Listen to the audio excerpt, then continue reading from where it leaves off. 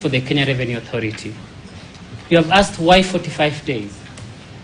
The reason why we are going for 45 days is because application for refund carry has 30 days to make a decision. So if you are given 45 days, that means that we'll have sufficient time to not only respond to the applications, but also to ensure we have moved the court sufficiently to deal with that. I'll go to the next issue raised by Learned Counsel Ogada on the issue of being told that a declaration of unconstitutionality cannot be suspended. Nothing can be further from the truth, my lord.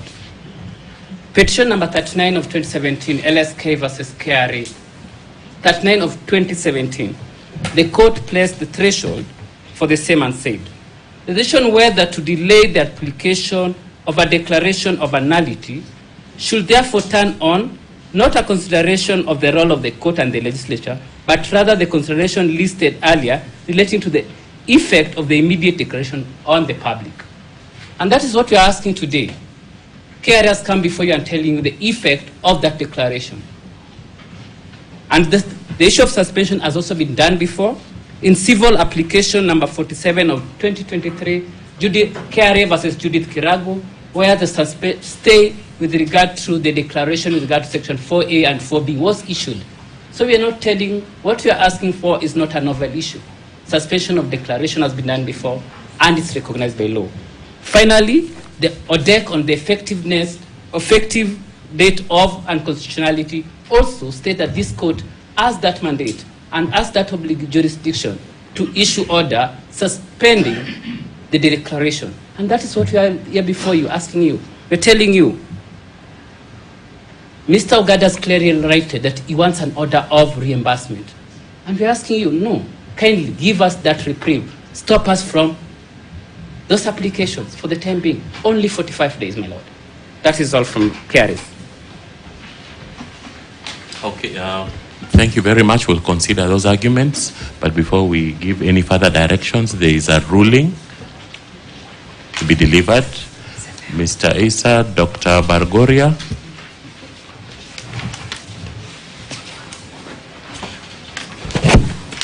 You are lucky you've come when our blood sugars are low, otherwise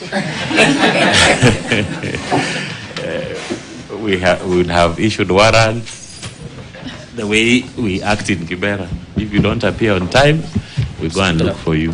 Thank you. Sorry, my lords and my lady. I was at the Court of Appeal and my client was waiting for me, so we apologize for that. Thank you.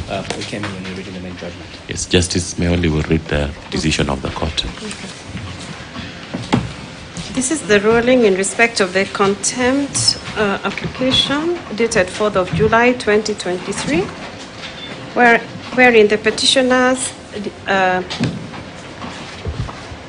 sought for the court to determine whether Mr. Daniel Kipto Bargoria, the Director General of Energy and Petroleum Regulatory Authority, that's EPRA, is in contempt of the orders of the court issued on the 30th of June 2023, which had temporarily stayed the implementation of the Finance Act 2023. The court had oral submissions from Mr. Isa Mansour, counsel for the alleged contemner, that is Mr. Bargoria, and one of the petitioners, Senator Okia Mtata. It is right that court orders are not made in vain, and a party against whom an order is directed must obey it, the authority being Kyoga Holias and others, where the court defined a contempt of court as conduct that defies the authority or dignity of a court. The nature of contempt of court was described in Stuart Robertson and Her Majesty's Advocate as follows. It's an English decision. Contempt of court is constituted by conduct that denotes willful defiance of or disrespect towards the court, or that willfully challenges or affronts the authority of the court or the supremacy of the law, whether in civil or criminal proceedings. We have cited at length the decision of the Supreme Court in Republic versus Ahmad Abolfadi Mohammed and another, where the court explained reasons or gave the rationale for why courts punish contempt. And again, in the second passage that we have cited, and I think I can read it, The Supreme Court explained or set out the standard of proof required to convict an alleged contemner for contempt of court, and the rationale for this standard as follows, and I quote, "We are also conscious of the standard of proof in contempt matters.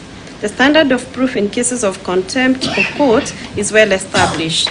In the case of Mutitika versus Baharini Farm Limited, the Court of Appeal held that, in our view, the standard of proof in contempt proceedings must be higher than proof on the balance of probabilities, almost, but not exactly beyond reasonable doubt. The standard of proof beyond reasonable doubt ought to be left where it belongs, that is, in criminal cases, and it is not safe to extend it to an offense which can be said to be quasi-criminal in nature. The rationale for this standard, the Court of Appeal continued to state, the Supreme Court continued to state, is that if cited for contempt and the prayer sought is for committal to jail, the liberty of the contemner will be affected. As such, the standard of proof is higher than the standard in civil cases. This power to commit a person to jail must be exercised with utmost care and exercised only as a last resort. It is of utmost importance, therefore, for the respondents to establish that the alleged contemner's conduct was deliberate in the sense that he or she willfully acted in a manner that flouted the court order. And in this case, the question we are asking is the same one that was asked in that case, whether the respondent or contemner or alleged contemner willfully disobeyed the court's order. The two related ingredients of willful disobedience and knowledge of willful disobedience and knowledge of the order are critical in a successful contempt application. In the past, it was held by superior courts that for an applicant to succeed in contempt proceedings, he must prove personal service of the subject orders and the attendant penal notice upon the alleged contemner. That was in Nyamogo, the case of Nyamogo and Kenya Post. In recent years, however, superior courts have stated that where the applicant is able to demonstrate awareness by such contemner of the orders and not necessarily personal service of the order upon the contemner, such awareness is sufficient. Notably, the courts emphasize the high degree of proof required as exemplified by in the exhortations of the Court of Appeal in the Mutitika, which I've already read. Turning to the factual issues in this case, it is not in dispute that on 30th of June 2023, this court issued an interim stay at interim stage upon presentation of petition, an order at interim stage upon presentation of petition 181 of 2023 as follows. This matter coming up on 30th June 2023 for directions on the notice of motion dated 29th June 2023 before Honorable Justice M. Thande. Upon considering the same, it is hereby ordered, 1, that the application be served today, 30th June 2023, upon all parties. 2, that responses be filed and served by 4th July 2023. 3, that I am satisfied that the application meets the test for conservatory orders, and I do grant prayers 2 and 3 of the application until 5th July, when the matter is scheduled for mention for directions. Before we proceed, it would be apposite to put the foresaid in context, in the context of the matter before the court. At the time of the filing, the respondents captured in petition number 181 of 2023 were the Cabinet Secretary for the National Treasury and Planning, the Attorney General, the National Assembly, and the Speaker of the National Assembly, the Commissioner General, Kenya Revenue Authority, the Senate, Consumer Federation of Kenya, COFEC, and Kenya Export Floriculture, Horticulture, and Allied Workers Union were, let me just see. Yes, the respondents, this was part of the respondents. And the final party as a respondent was the Kenya Export Floriculture, Horticulture, and Allied Workers Union. These latter two were interested parties. The specifics of the conservatory order issued by the court were that pending the hearing and determination of the application, that must be the extracted order, and/or the petition, the Honorable Court is hereby issues a conservatory order suspending the Finance Act. Pending the hearing and determination of the application and/or petition, The Honorable Court hereby issues an interim order of prohibition prohibiting the respondent and interested parties or their agents howsoever acting from giving effect to the Finance Act. The thrust of the petitioner's case against the alleged contender is that he published a press release setting out the increase in the price of petroleum products following the coming into force of the Finance Act. That the effect of the press release was to notify the public on the changes to fuel prices effective 1st July 2023 in compliance with the revised VAT rates from 8% to 16% on petroleum products, the finance bill having been assented to by the President on 26 June. Mr. Issa pointed out that neither the alleged contemnor nor EPRA, that is the one with the long name, were a party to the proceedings at the time the court issued the orders on 30th June, as were yet to be joined to these proceedings. And that on 30th June, the alleged contemnor was simply discharging his duties as the Director General of EPRA by issuing a press release in a timely fashion, as has always been the norm. Thus, the alleged contemnor stated that he was being prosecuted for his effectiveness. Senator Umtata arguing that after the court issued the order, he had proceeded to serve it on the alleged contemnor on the same day via his WhatsApp number and email address along the petition. That despite being served, the alleged contemnor declined or neglected to recall the press release. As explained earlier, the two ingredients necessary for a finding of contempt are knowledge of the court order, which the alleged contemnor denied, and willful disobedience. On the former, the alleged contemnor argues that neither he nor EPRA were a party to these proceedings. Evidently, the said argument is true. But nevertheless, reviewing the document exhibited as in marked as 0005, it is clear that there was a WhatsApp conversation between Senator Umtata and the alleged contender, of which the latter does not dispute. What is contended by the alleged contender is that at the time the court issued the order, he had already issued the press release in discharge of his duties as Director General of EPRA. A cursory look at the WhatsApp extract indicates that the order accompanying documents was sent to the alleged contender at 11:38 p.m., presumably on 30th June 2023. A further perusal of the alleged contemnor's response, particularly the annexure DKB2, shows that the order of 30th June was issued at 14:25 hours.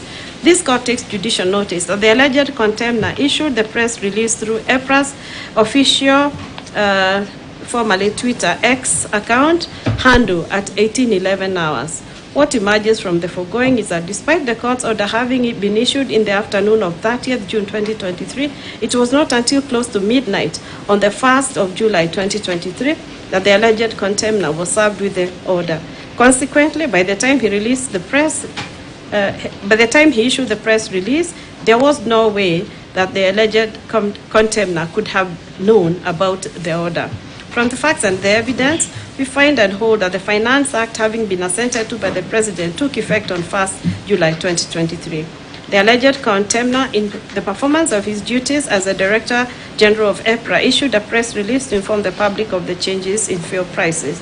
We hold that the contemnor did not have knowledge of the order by the time he issued the press release. Further, the petitioners have not put forth any evidence that shows willful disobedience of the order. As was held in Ahmad Abolfadi's case, the standard of proof in contempt applications is high, and the petitioners have failed to surmount this burden. For the reasons we have set out, we find that Mr. Daniel Kipto Bargoria is not guilty of contempt. We dismiss the notice of motion dated 4th July 2023, and Mr. Bargoria is discharged from these proceedings. That is the judgment ruling of the court. We are most obliged, my lady and my lords. Thank you for your order.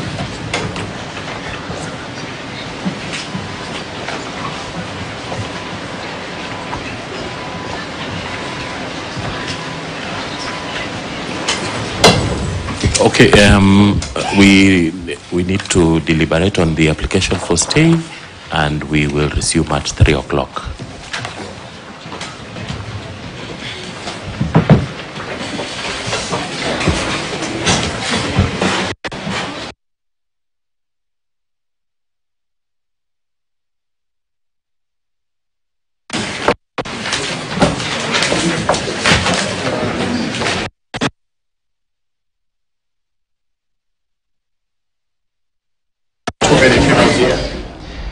Thank you for watching KTN News. My name is Dennis Aseto. Those are live pictures coming from the High Court as the three-judge bench deliberates on the issues that were brought before it by various petitioners. But now let's go straight to the story that we've been following up from the corridors of justice on that very specific subject. And the housing levy is unconstitutional and vague. According to High Court judges David Majanja, Christine Meoli and Lawrence Mugambi, the government failed to explain why it imposed the housing levy on the employed persons only, and that there is no law allowing KRA to collect the levy. Let's cross over. And now this is what actually happened a little bit earlier as we continue to follow up on that story. Remember that